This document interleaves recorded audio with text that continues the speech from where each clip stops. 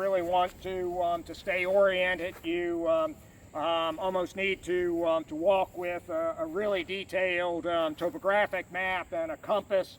The Alexander Bridge Road here runs basically from the southeast to the northwest, and Brotherton Road from the east northeast to the west southwest, crossing here at basically right angles.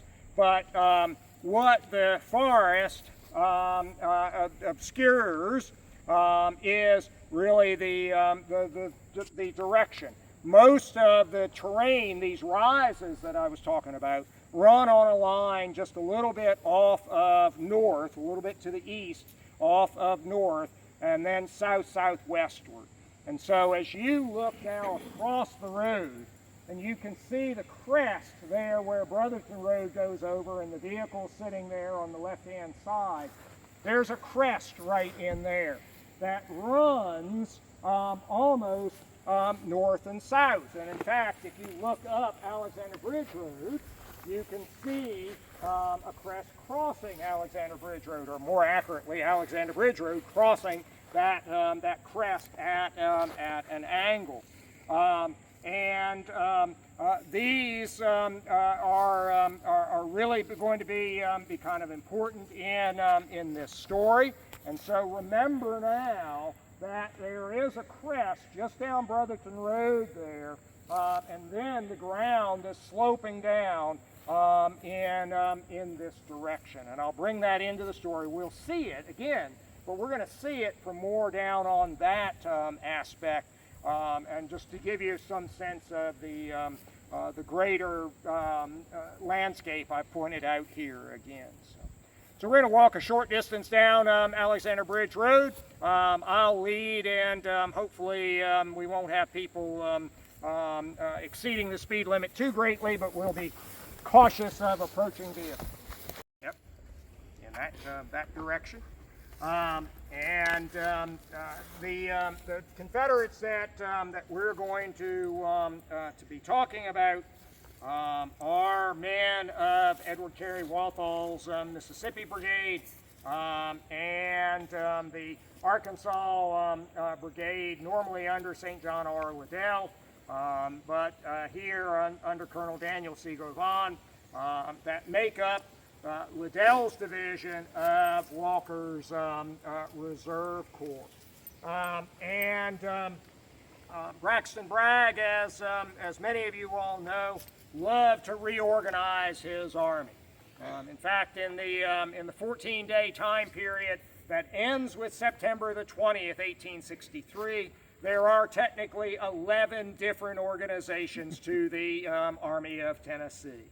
As I tell my military groups, how would you like to work in an organization that reorganizes almost every day? And they usually fall down laughing so hard, because sadly that has been the experience in the United States military in recent years as well. But Bragg, as reinforcements had arrived to his army from Mississippi and East Tennessee, had made multiple changes in organization.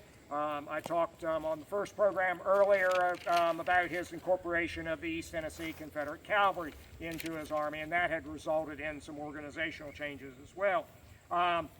But he also had created a reserve corps, and had given it to had given command of it to William Henry Talbot Shot Pouch Walker, a fiery Southern Rights Georgian from Augusta.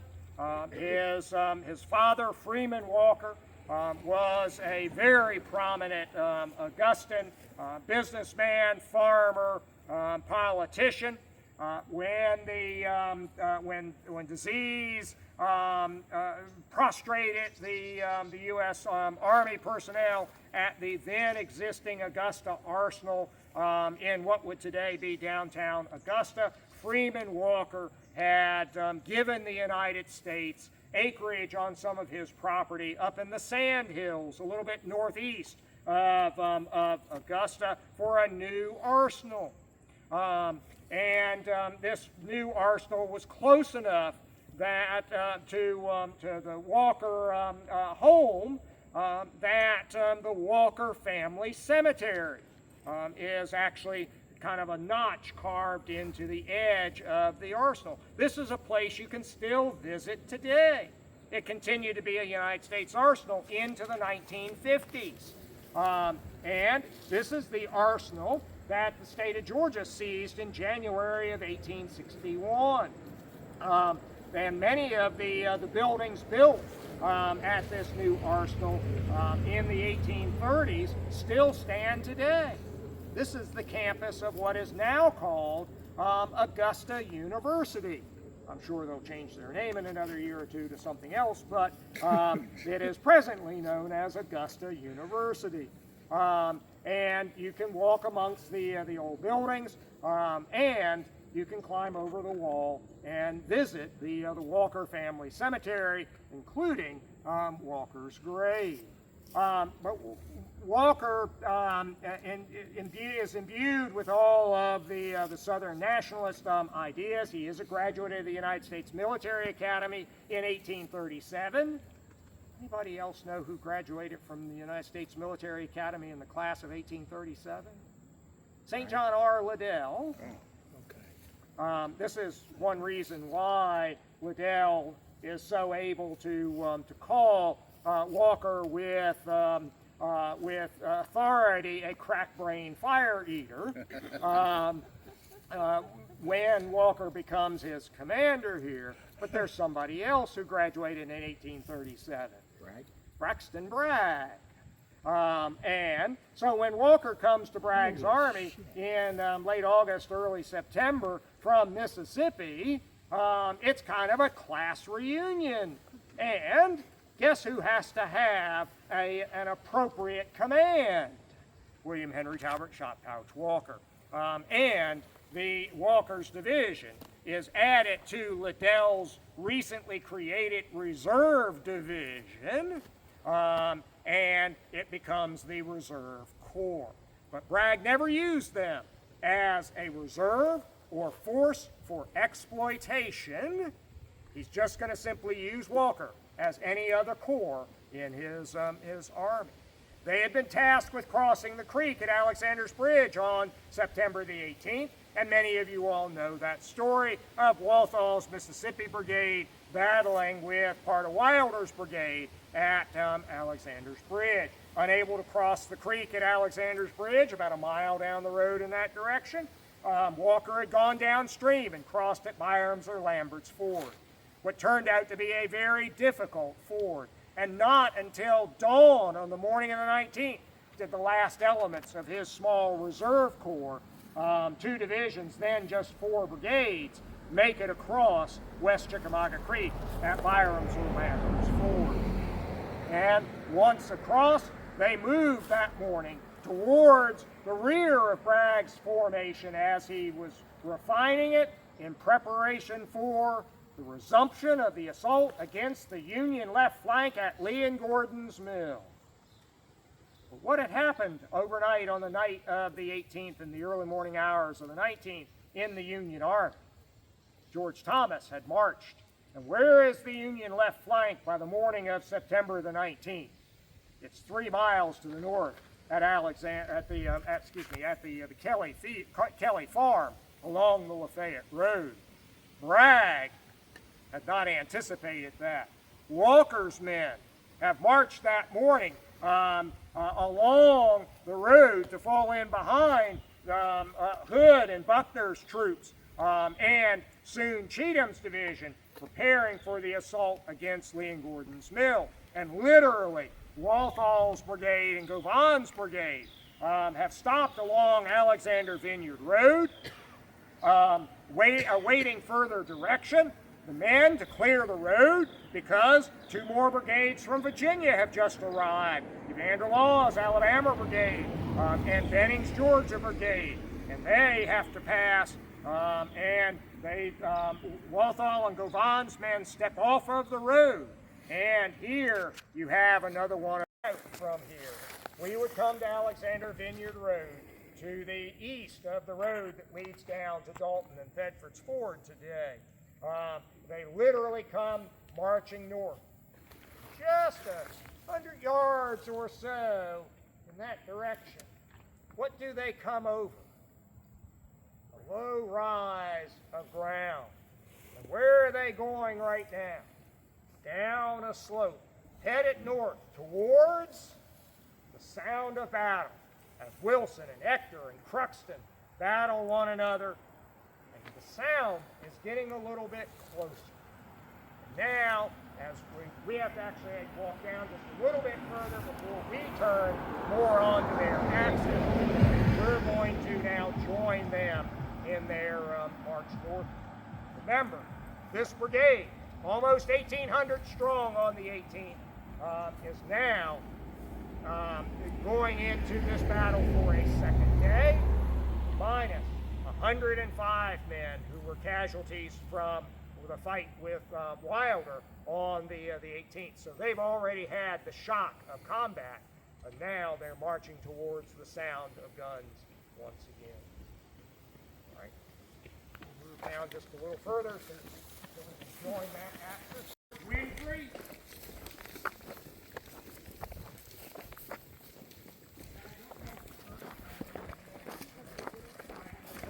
To now turn northward ourself. This trail gets very little use, so be even more cognizant of your footing as we walk across it.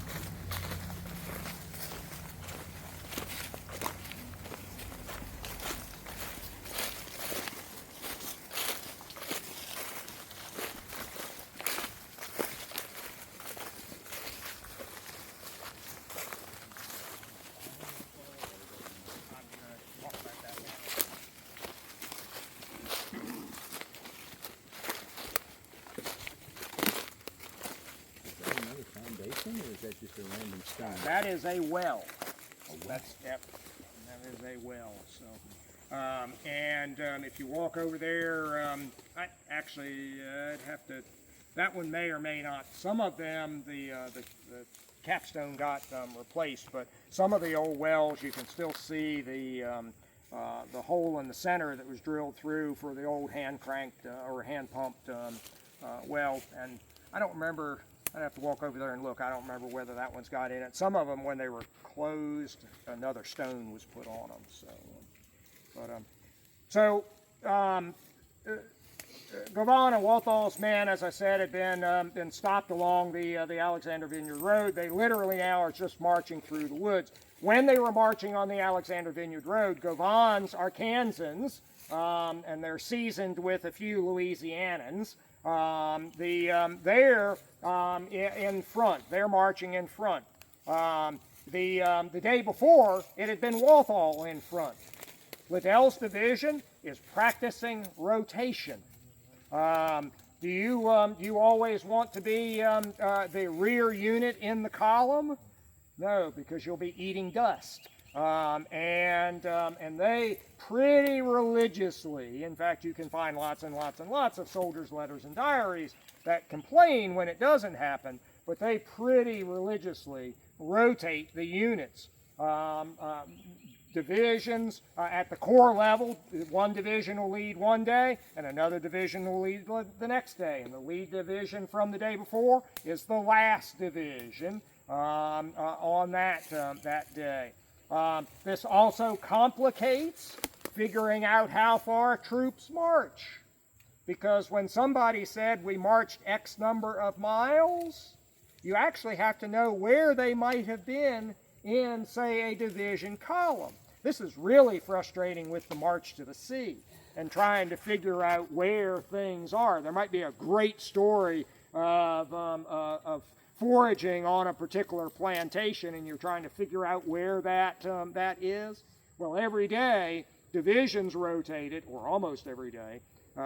Don't look at the 20th Corps and the 14th Corps at the time they're marching across Ebenezer Creek. The terrain did not allow for rotation, but they're continually flopping. And so on the 18th, guess which brigade was in the lead?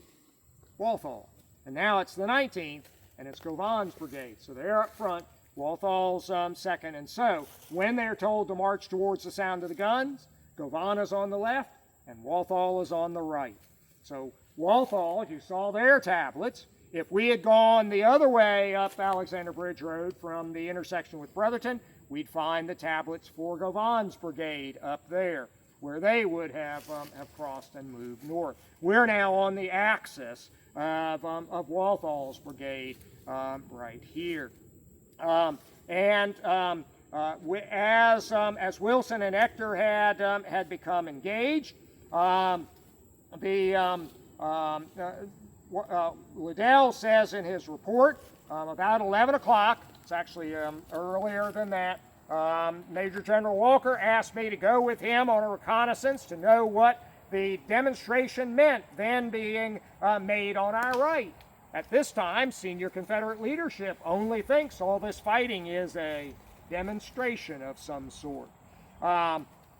After proceeding northward 1.5 miles, we found the enemy pressing back General Ector's and Colonel Wilson's brigades, the latter more or less in confusion, and other evidences of attack, making it apparent that a heavy force was bearing down upon us.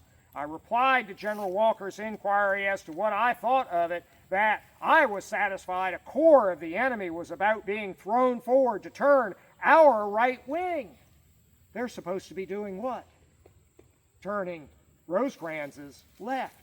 Now, who seemingly has the initiative, maybe? It was absolutely necessary for us to meet promptly with heavy reinforcements. General Walker agreed with me and in this opinion, and immediately wrote the same to General Bragg. At the same time, orders were received by him from General Bragg to attack the enemy immediately with all his force, upon which he instructed me to bring up my force to the relief of the two brigades already mentioned, and to retard, if possible, the further progress of the enemy. As soon as the command could reach the place, I formed line facing northward, General Walthall on the right, Govan on the left, and at once moved forward to attack, cautioning Colonel Govan to look well to his left, as I apprehended that that wing would strike the enemy first, although he was not then visible on account of the thick underbrush. In a few minutes, we became hotly engaged with the enemy's infantry. And they're marching up northward, and at this particular moment, Walthall's men are moving down this slope. We're going to cross a drainage right here, and we're moving towards that sound of the guns. So let's continue our advance as well.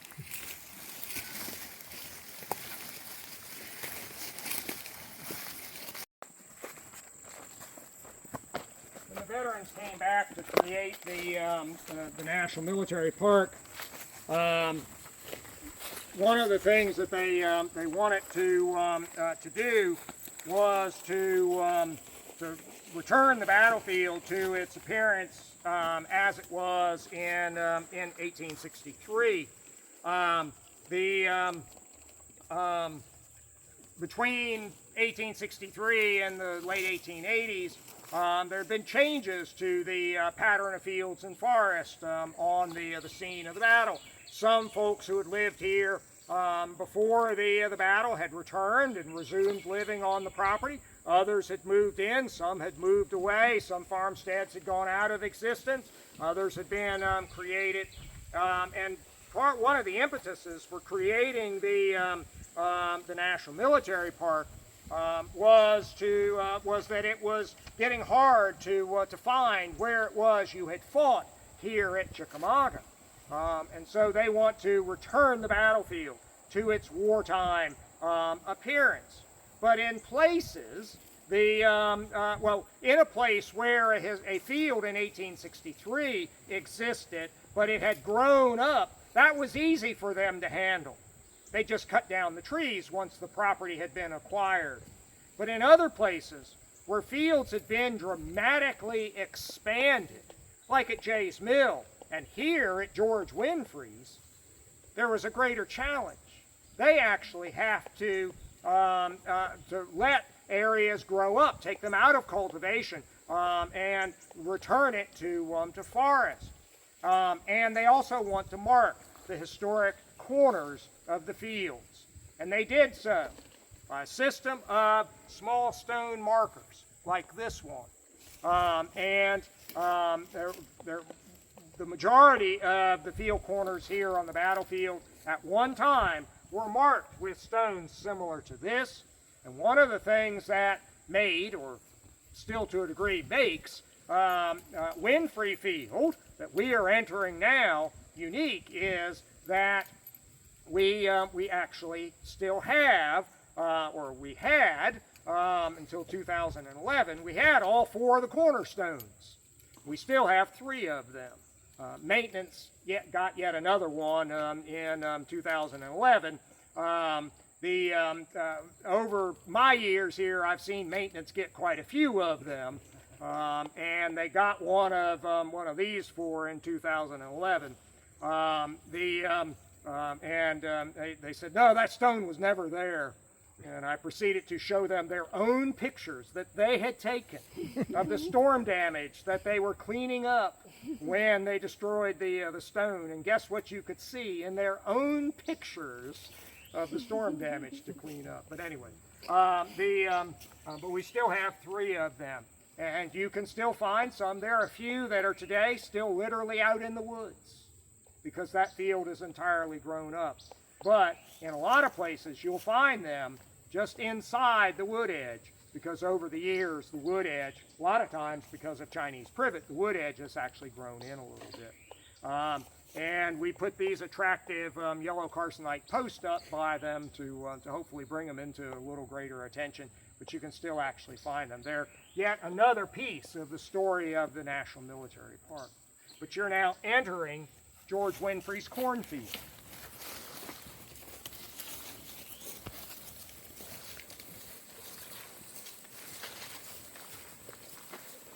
Look north across the field.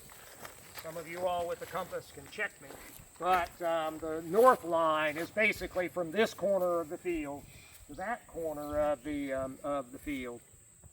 You have a view similar to what Walthal's men had as they moved forward. Walthall says in his report on Saturday morning about 9 o'clock, the battle commenced some distance to the right. The 29th Mississippi's commander says that soon there was the signal of attention sounded from brigade headquarters, and line of battle was immediately formed.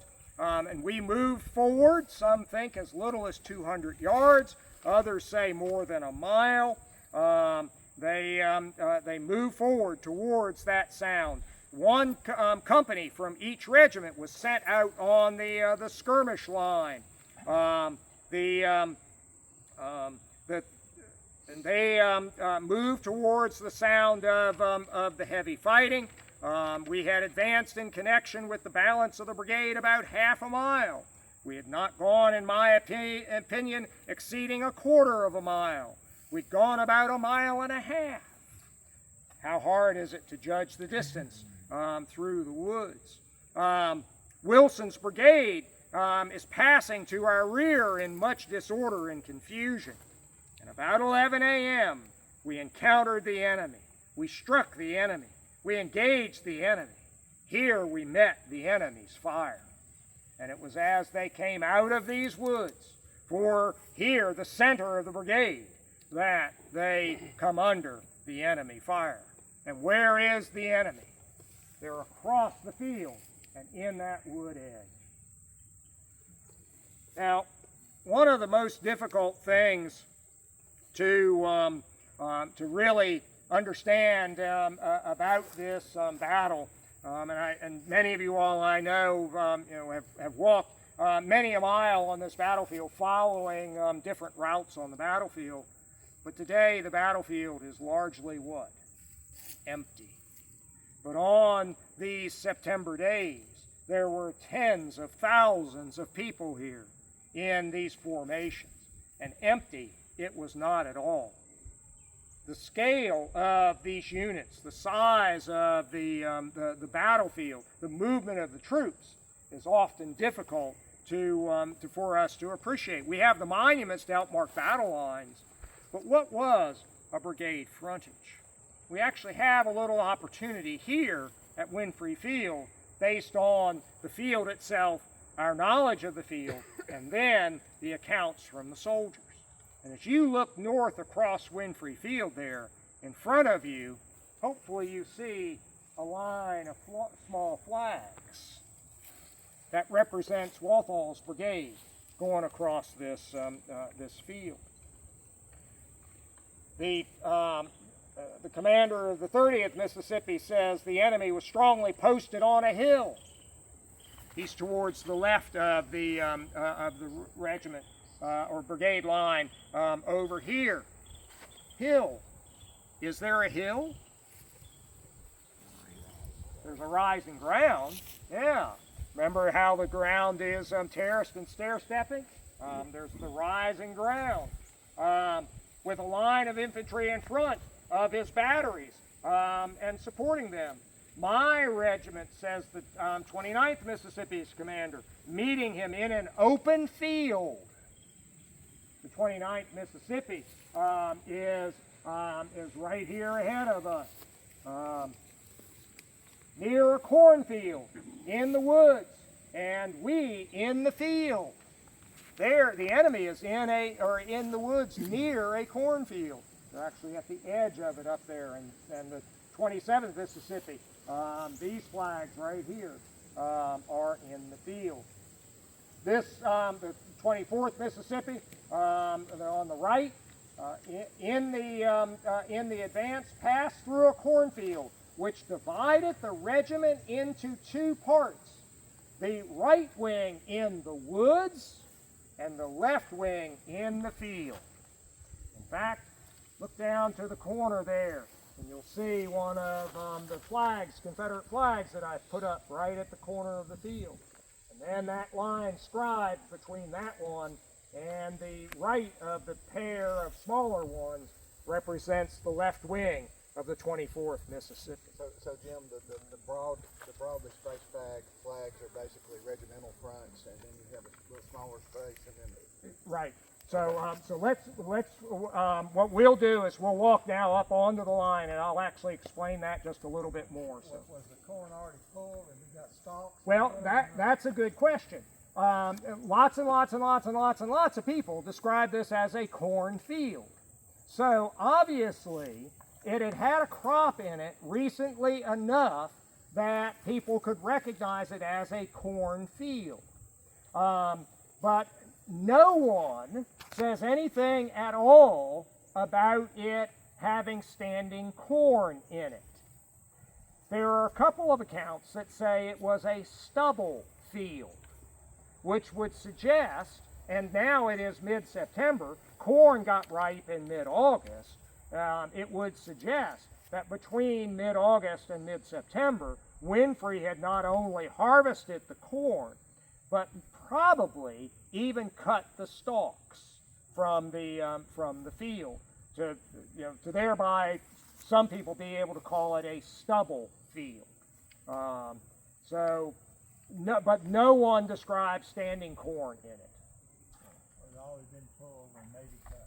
Right, and the way farmers harvested their corn was frequently, the first thing they would do is go through and pull the blades off of the stalks, then bundle the blades up to save them as fodder to feed to the livestock in the winter when even the grass is not really available. And then they go through and pull the ears off, and then they cut the stalks down and shock them up or put them in the barn as well, because corn stalks cut right at, when they're still green or right at harvest, traps a little bit of nutrients in them. They're not real good quality fodder for your livestock, but if it's a really bad winter, there's something. They can get a little bit out of it. So Winfrey may have cleared the field entirely, or maybe he even hogged it off, because the field is surrounded by a fence. Might he have rounded up some of his livestock and turned the hogs loose?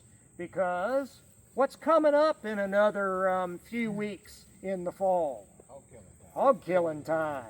After the first good hard frost. They didn't know it, but they're getting it right then in 1863. But hog killing time's still going to come a little bit later on. And what are you hoping your hogs are doing right now? Eating, getting fattened up for the slaughter. So maybe Winfrey had even hogged off this corn or part of the corn. Many years ago, it's the mid-1980s when I worked at Russell Cave National Monument. Jackson County, Alabama is still rural. In the 1980s, it was even more rural, and the agriculture there were still lots and lots and lots of agriculture in Jackson County. And when you turned off the road to go the last 4 miles to Russell Cave National Monument up Doran's Cove, you were in a place that wasn't anything but farms. And there were a number of farmers who lived up there who raised hogs. And they kept them penned up in hog pens during most of the year. But they grew dozens and dozens of acres of corn. And in the fall, they turned the hogs loose in the corn. You want to talk about seeing a cornfield disappear. Just a couple of days' time, they had all that corn down, all that corn shucked, and all those kernels in their bellies for hog killing time a few weeks later on. So those little details, boy, I would love to know them, because it would help paint the picture even more. All right, let's walk up onto the line here. We're going to go over here. Well, actually, no, we're going to go straight ahead.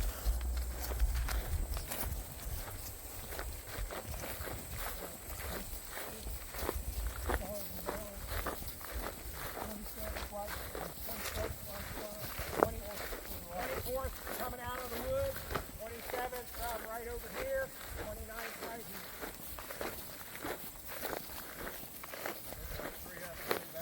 No, all 5 across, all in line. 30th and 34th is the other to the left.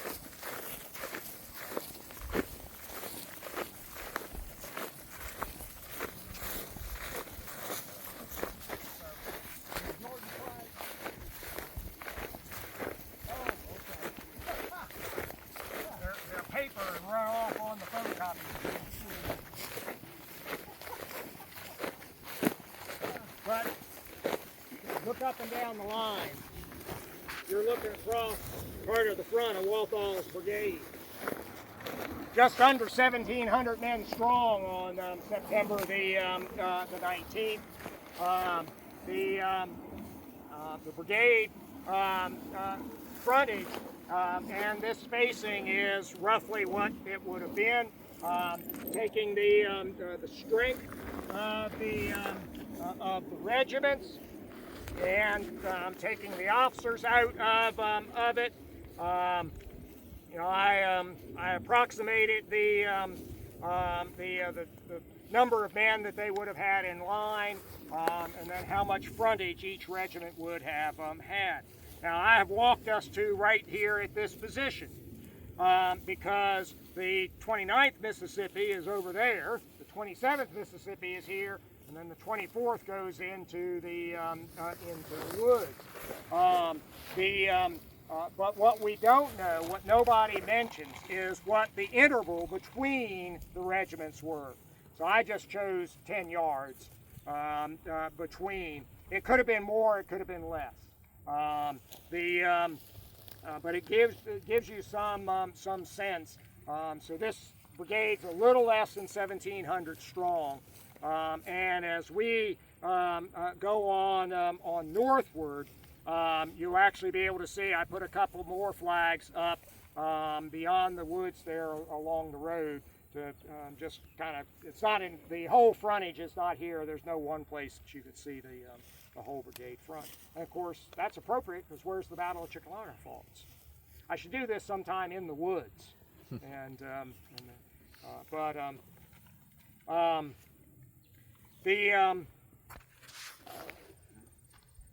So the firing here was very heavy and rapid, according to the 27th Mississippi.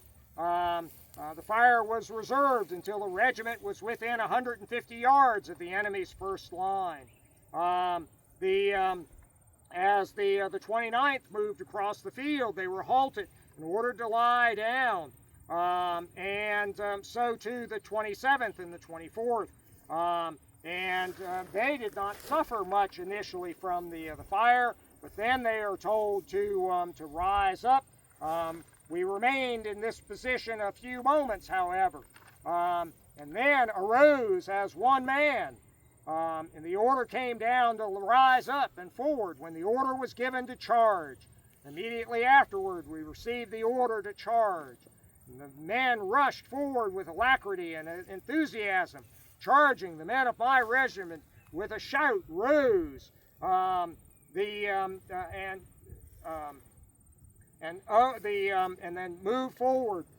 In the 24th Mississippi, Lieutenant Colonel Robert P. McIlvaine dismounted and seized the colors to carry them forward.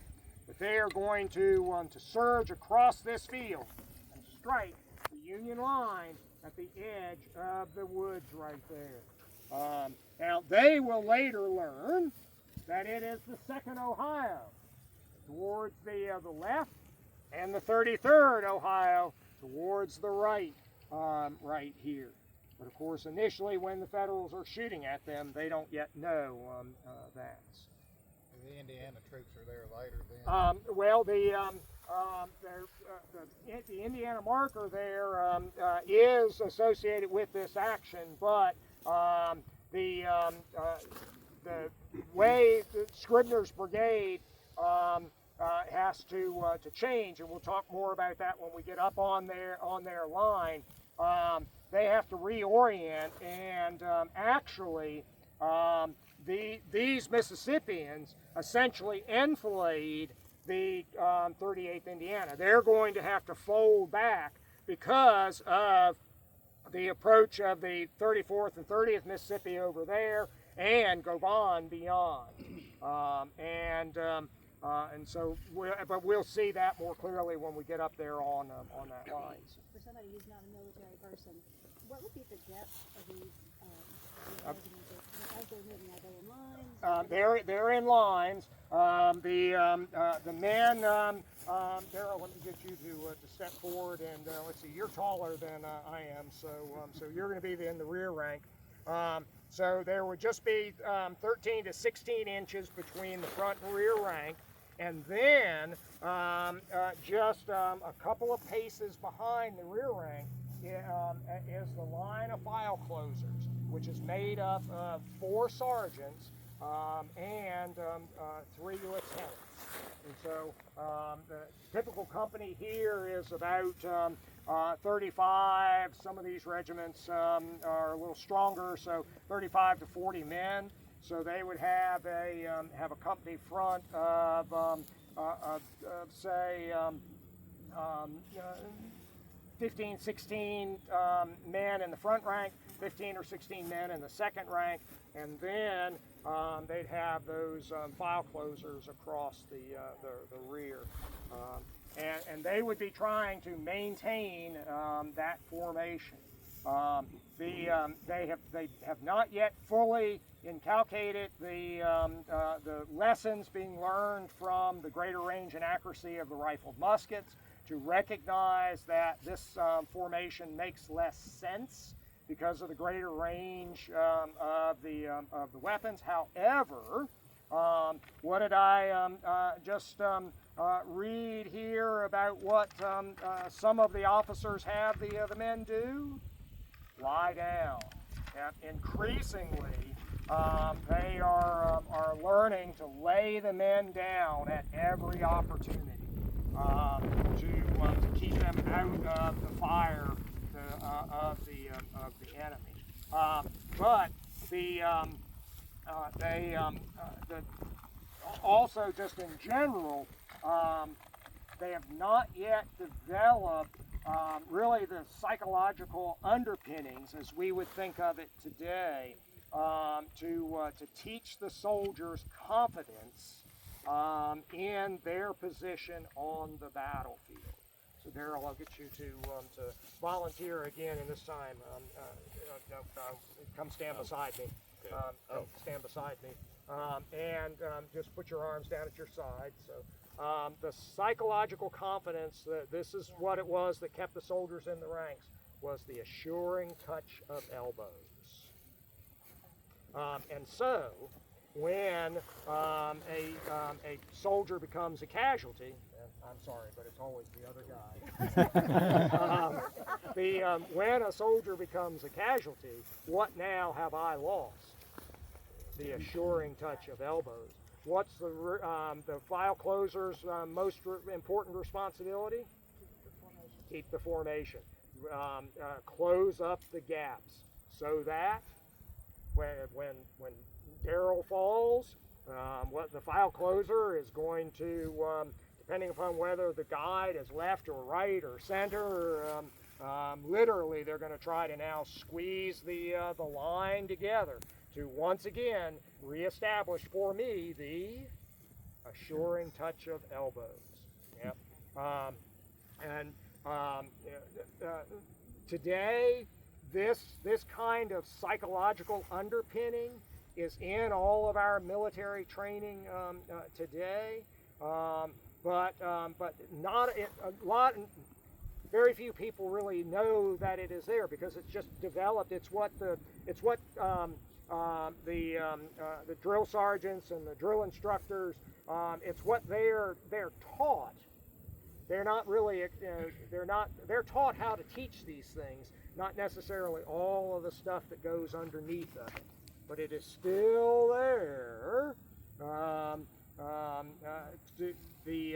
so that individual soldiers have the confidence that their comrades are right where they're supposed to be. Today, fortunately, we don't have the assuring touch of elbows anymore, but they have the standard battle drills, and they practice those so that in that moment of crisis, hopefully every man will have the confidence that his comrades are right where they are supposed to be. That kind of answers another question, is how do you work up the nerve to come across open ground like that? Right, that's right. Yep. Yes, exactly right. Yes, it is, and a lot of it is psychology. And in their time period, it was the assuring touch of elbows. So this was 1,700 or so. What were they? Well, they're going up against a brigade of Union soldiers. That's about 1,600. But the Union soldiers, as we're going to find out in just a second, are even more handicapped than they are by numbers. Okay.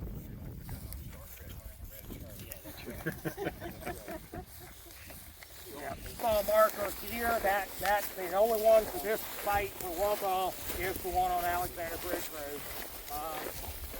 Now, in the last couple of years, I did this we followed Walthall from the field here to his engagement with King's regular brigade. So we're now going to shift over to the left of Liddell's line and really kind of focus more on the left of Walthall and the right of Devon against Scribner here. But as we get ready to cross the road, you can see I put a flag for the 30th Mississippi down there.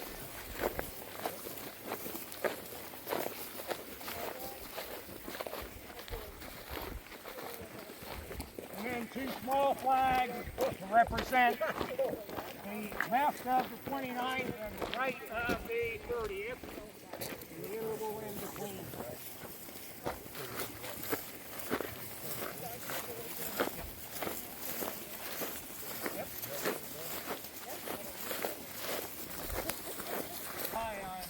I'm a huge supporter of living history, and I'm a frustrated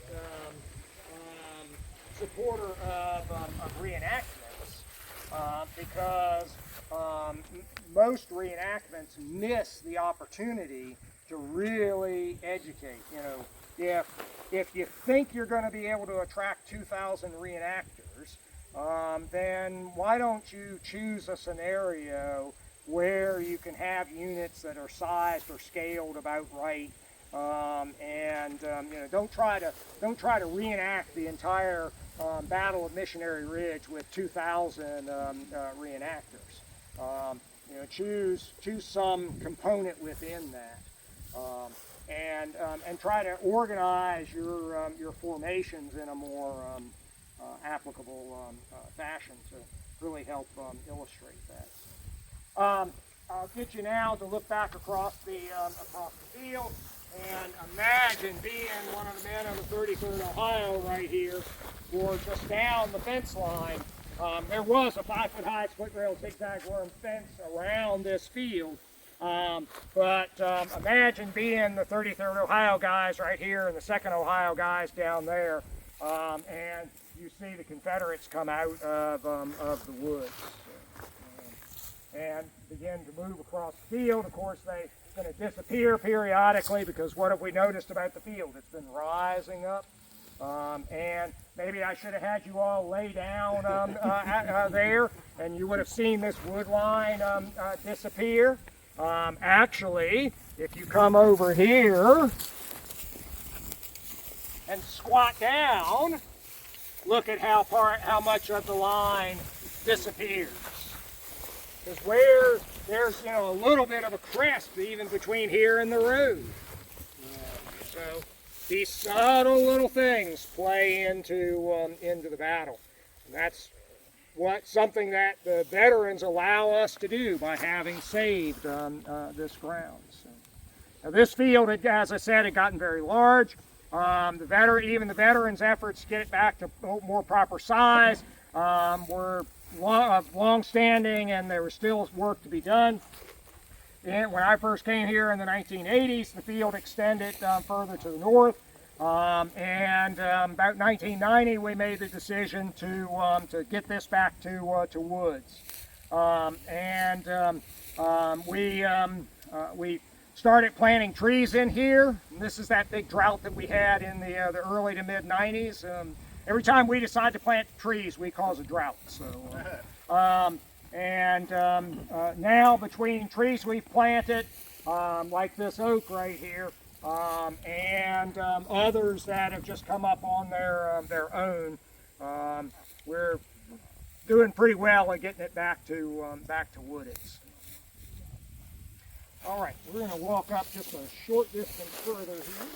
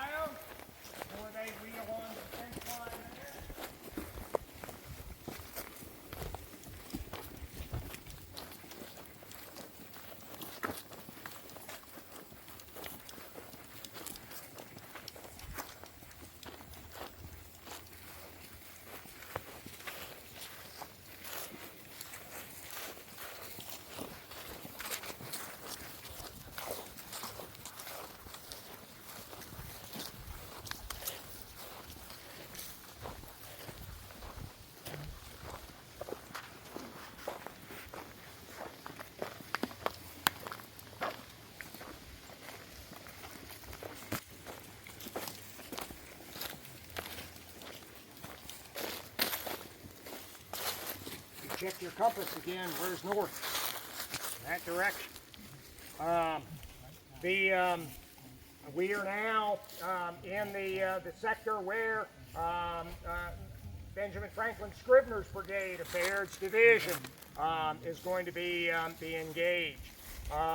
If we went out and checked the facing of the little 33rd Ohio marker there, it faces pretty much to the east. Now, Scribner's brigade is the right front brigade of Baird's division as Baird comes onto the field to support Brannan's division out there fighting Wilson and Ector, and in particular Cruxton's brigade being driven northward by Ector's brigade. When Baird, who is relatively new to division command in the Army of the Cumberland, comes out, he is told he's going in support. He does not have his men drop their knapsacks in Kelly Field, like some of Brannan's men had done. They come marching out still with their knapsacks on their back because they're not immediately expecting to go into battle. And they are going to come out marching to the east with King's regular brigade to their left and Starkweather's brigade to the right rear. And they're going to be formed. Now, Scribner, as you can see, actually has 5 regiments of infantry. And his march out here gets really complicated. The 38th Indiana initially, as they march out, it's only 4 regiments. The 38th Indiana is left with another assignment, and then they're going to be tasked with assisting the battery. And so Scribner really initially marches out with just 4 of his 5 regiments. 2 regiments up and 2 regiments back, and the 2 regiments in the second line are in the closed column by division formation, not line of battle. And then in all of this, it's going to shift around again. The 94th Ohio is going to get sent off to try to assist Cruxton. And so really, Scribner's going to fight here with just 4 of his 5 regiments. The 38th Indiana, 2nd Ohio, 33rd Ohio, and the 10th Wisconsin. They are oriented towards the east, thinking that's where they're going to go into action. Now, when Baird marched out, he was told that John Palmer would support his right flank. Well, what did I say Baird was? Relatively new to command. He believed the messenger that told him that Palmer was going to watch his right flank. But anyone who has more than a couple of minutes of service in the armed forces know that when you are told that someone else is going to do something for you, you always check and be prepared to do it yourself, because the likelihood that they're not going to do it is really high. Absalom Baird did not check. And Baird comes marching out to the east, and guess what is not guarding his right flank? Any Palmer or anybody. And where does the enemy come from? The right flank. From right that route that we have been walking. That line scribed across the battlefield, coming in here now at the angle. And when Scribner learns of this, because the assistant surgeon of the 2nd Ohio, the surgeon of the 2nd Ohio, the brigade medical officer, he was trying to catch up with the brigade. He actually got captured by Govan's skirmishers as they come forward. But being a surgeon, he's pretty smart.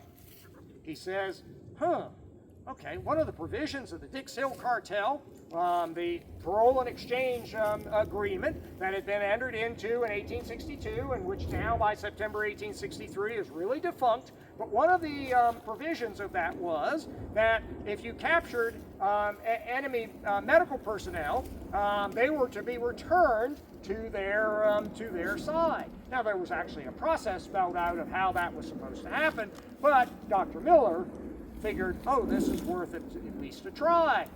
And so these Arkansas boys have captured Dr. Miller, and what does Dr. Miller say? I am a surgeon. You cannot capture me. Now, can they? Yes. He's then supposed to be processed back through the lines, but again, the Dix Hill Cartel has now collapsed over the issue about the United States organizing African Americans as soldiers, but Miller is still going to make use of it. And guess what the Arkansans believe? They can't capture him. And so they turn him loose, and as soon as he got relatively out of sight of them, he did a beeline to Scribner and Baird and said, they're coming in on your flank. And Baird issues orders for his division to turn to the south, and Scribner issues orders within his brigade to turn to the south. They had been facing out to the east in that direction. Now, with 2 regiments up and 2 regiments back, now all of a sudden, which way do they need to face? To the south.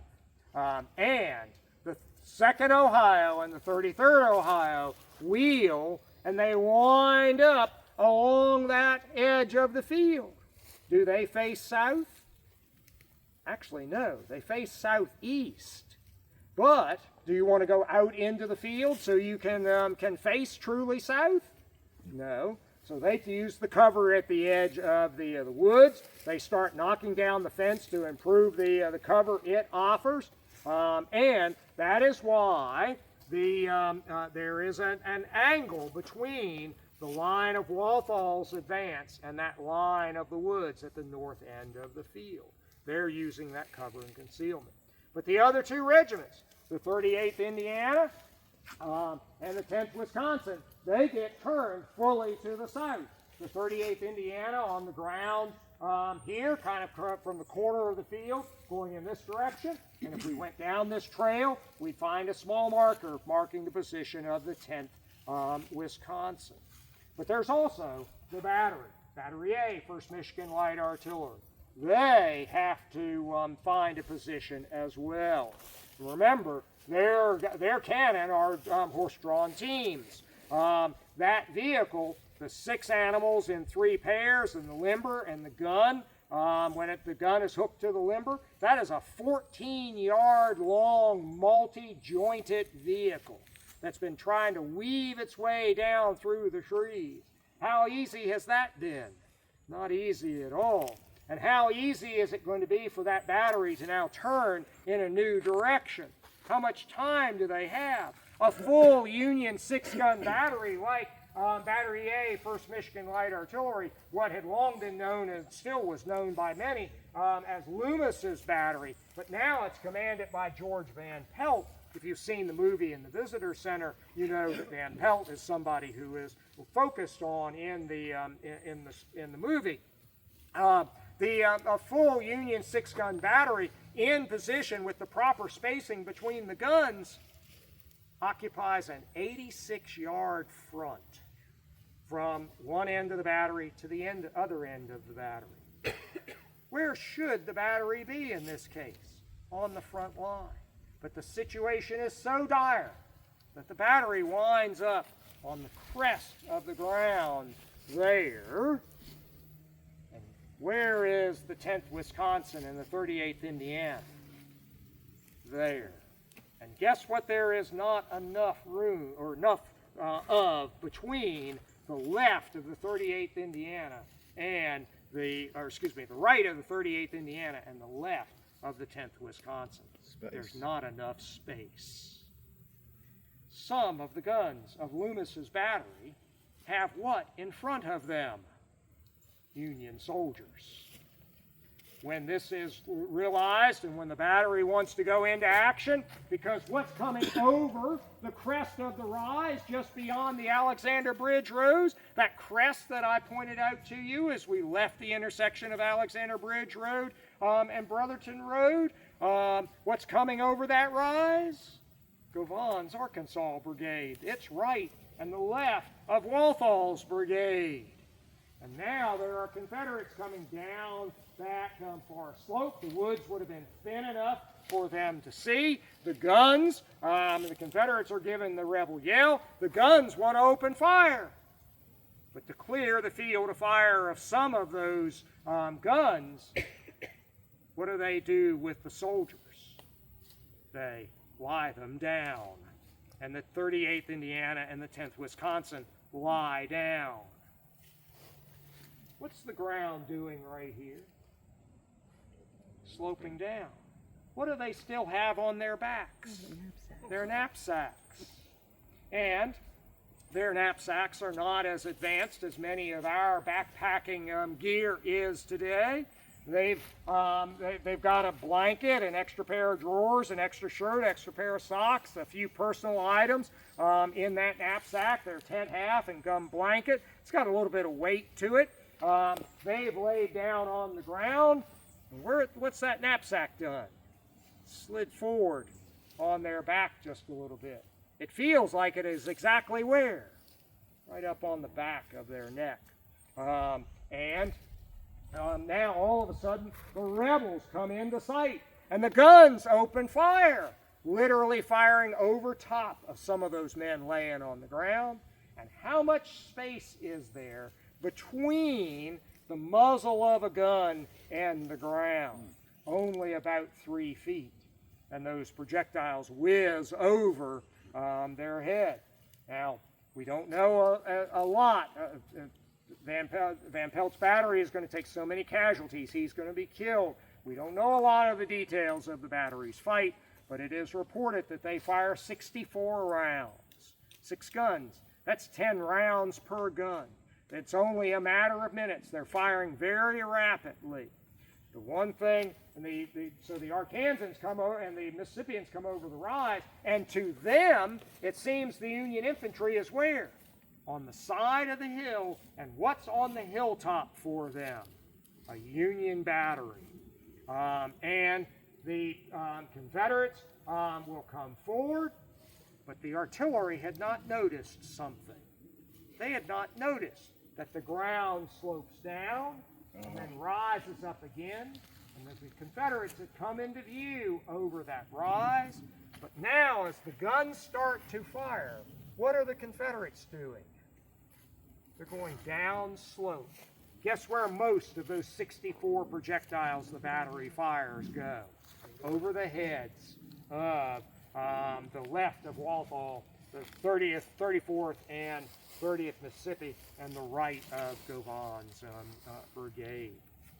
The Confederates will then open fire on the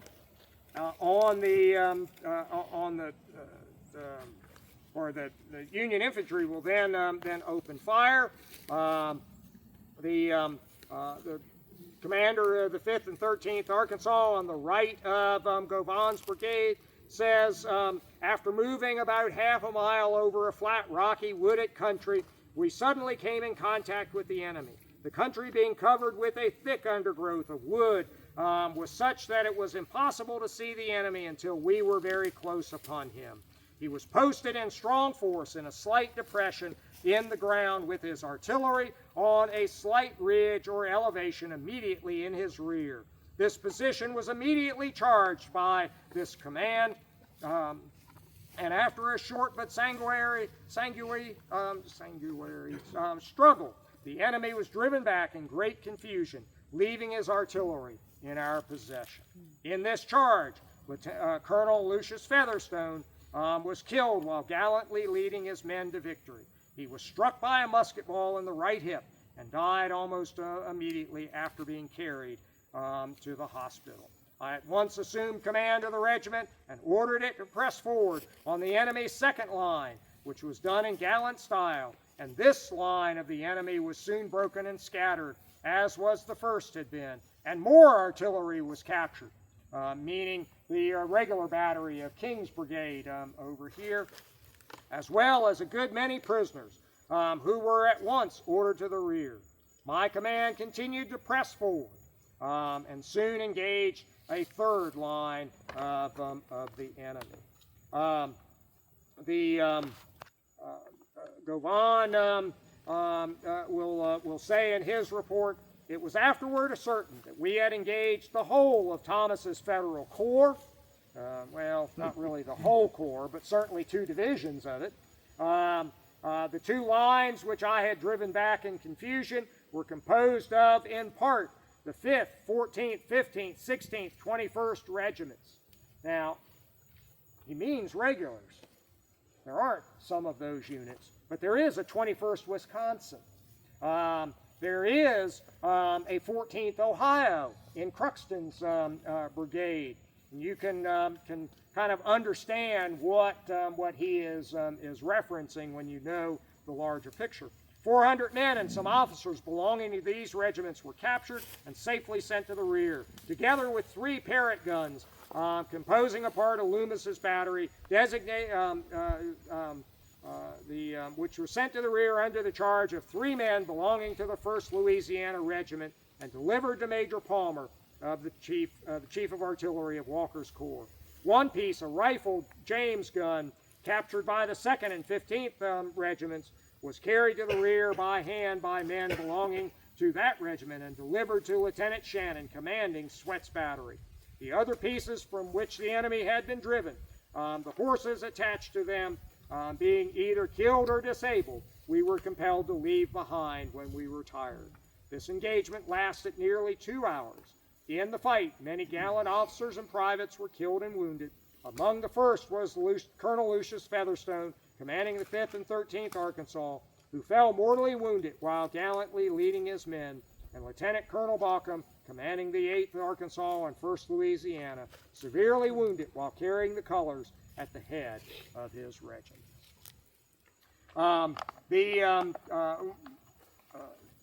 Liddell's men, Walthall and Govan, are going to force Baird's division to withdraw to the north, but what had Liddell cautioned Govan to be careful of?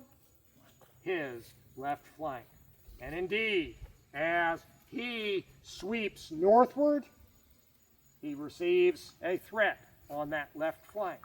It is John Cruxton's brigade, the Union brigade that had first been engaged out near Jay's Mill that morning, which had been relieved by the arrival of Baird's division. They have gone back and resupplied with ammunition another 60 rounds to the man, and they hear this sound of battle, and they perceive an opportunity to strike a Confederate flank, and they are going to come in on Liddell's flank and force Liddell off to the east. And then, in the process, Cruxton is going to recapture the 5 guns that had been abandoned of the 4th Indiana Battery of Starkweather's brigade, and they're going to recapture a couple of the guns, at least, of Loomis's battery. It is quite confusing over how many of Loomis's guns are going to be permanently lost, because the Federals are going to recapture a couple of them. And in fact, in the official report of the artillery losses of the Army of the Cumberland at Chickamauga, Battery A, 1st Michigan Light Artillery, is recorded as having lost 0 guns. So the I'm still looking for evidence to try to. May have only been 1 or 2 that the Confederates actually get off of the battlefield, so, or have at the end of the battle. But Liddell is now the next division in action for the Confederates, and then Cruxton comes into action. And what has happened to this general battle line over the last few minutes? It's progressed where? further to the south. And we're now going to start seeing the arrival of more troops on both sides, Cheatham for the Confederates and Palmer for the Union Army. The battle is indeed flowing southward during the course of the day. Questions or observations here? All right. We'll make it back to our start point.